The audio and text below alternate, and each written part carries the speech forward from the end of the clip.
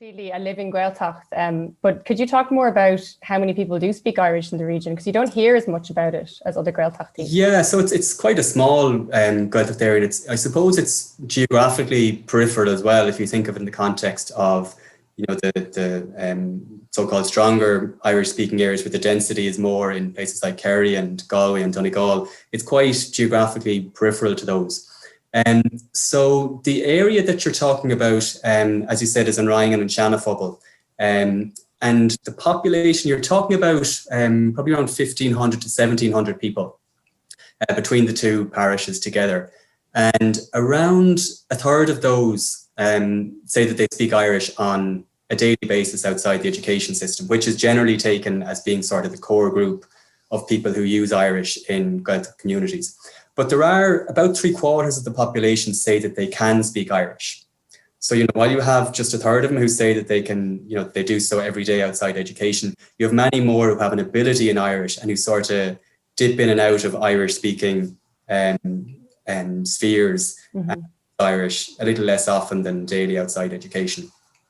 In terms of where population Irish speaking is concentrated then, on Rinn as a parish has a bigger population and it's more densely populated than in Seanphobal, but also the Irish speakers in the area are more heavily concentrated on Rinn as well. So there's, in terms of the population and the concentration of Irish speakers, there's a difference there as well.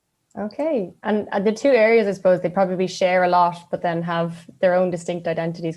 Yeah, I mean, there's definitely a lot of kind of Gaeltacht solidarity there, and there's, people intermingle and they move in the same circles. Secondary school students, for example, often attend the same school, Jansco, Santa Claus and Rinn. But there is that sense of a distinct identity for Rinn and in Seanphobal. They have their own primary schools, they have their own preschools, community halls, churches, GA teams, and I don't know, maybe the GA teams is where the distinction comes out strongest sometimes. And it's interesting because when you were talking about like how many people speak Irish and how many people can speak Irish, I suppose I went on a weekend where everybody was speaking Irish and encouraged to speak the language. So it probably seemed to me like it was extremely, like everyone who had Irish was probably using it that particular weekend, So I saw it all. It probably speaks to that capacity that people have that they can speak Irish, but maybe don't seek out or don't see that they have the opportunities to use it as regularly as they might like. So one thing that obviously you do share with Munster is the stress pattern. Yeah. Right? So people might know what we mean when we talk about stress pattern. Linguists will talk about the lexical stress pattern. And what we mean by that is the syllable in words where you place the main emphasis.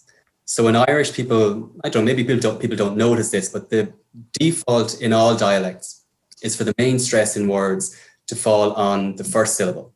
So we say things like duras and solas, and we don't say duras and solas. And generally speaking, there are just a few exceptions to that rule across dialects in Irish. And we get words like ishtach or amach, and loan words like tabak as well, where it's on the second syllable rather than on the first one. In Munster, though, in addition to those kind of small numbers of exceptions, there are a number of situations where the stress has moved away from the first syllable and has shifted, I suppose, systematically to later syllables under kind of certain conditions. Particularly, it moves to syllables that have a long vowel, so vowels that have an accent or a fada, or as well as that actually syllables that have ach or acht, so ACH or ACHT at the end of words. So why don't we show what that looks like?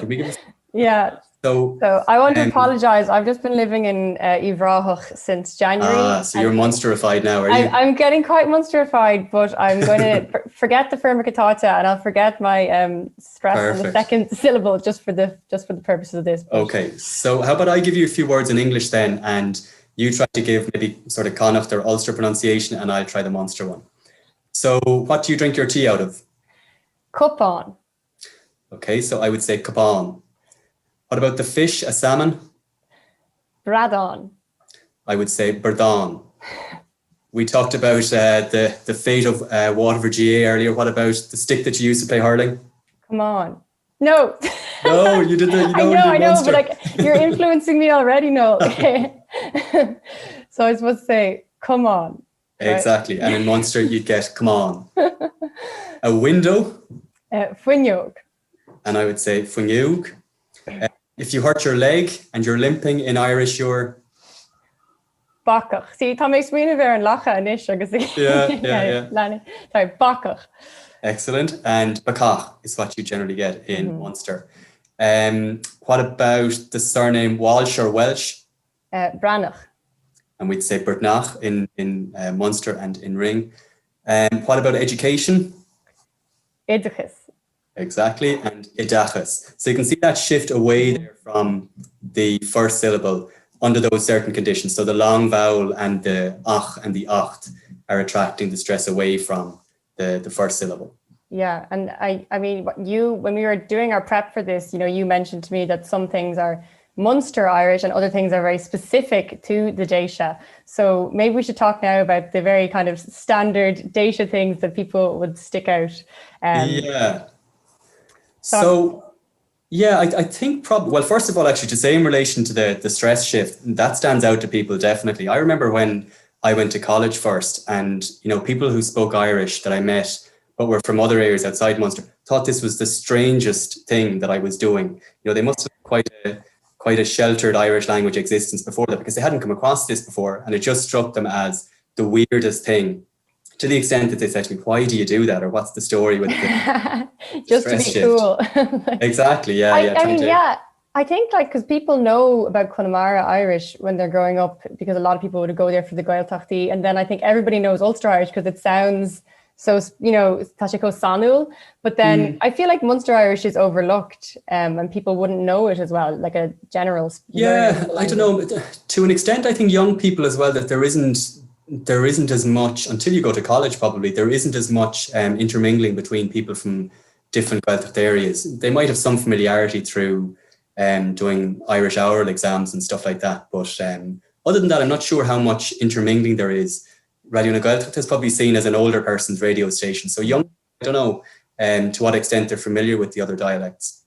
Yeah, well, on Kerry Cowboy in Ishagwin, flying the flag for Munster Irish, we have the Kerry Cowboy, who's a major influencer in Ireland. So I think absolutely. More young people might be aware of the Canúint.